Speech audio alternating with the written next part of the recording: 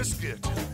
Welcome to BBQPitBoys.com. Today we're doing a rope-a-dope pizza at the pit, and it's real easy to do. That's what I said, rope-a-dope pizza. This is an awesome pizza when you try to feed 1 million people.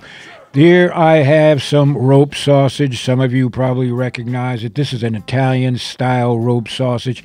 Head down to your butcher man and he will set you up. This here is what, I don't know, 8-10 feet. Get a long length, but after all, you are making a pizza, right? Now, to keep this together, you need a wooden skewer. Get the large ones, obviously. You can get them pretty much anywhere. And what you do is you pierce it, just like that, right? Now, why would we want to be doing this? Simple. We want to be able to transport it around, right? You'll see, right?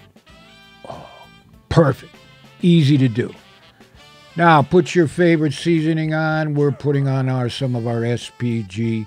You could use some pork privilege, whatever you got. Now, we're going to put it on the grill. And we happen to be using our Santa Maria here, all right, different style. You could use a kettle with a cover. Now, halfway through the cook, what we want to do is flip it. We're searing each side, right, and partially cooked. All right, now, time to put on the toppings. So, as any pizza, you load on some cheese. You load on the condiments, like the onions, the tomatoes, the peppers, the hot peppers, the sausages, the pepperoni, whatever you want. Make it the works. Look at that. I am telling you. I think you know where we're going with this. Now, of course, we'll put some mozzarella cheese on there. Oh, big chunks. It's Italian style.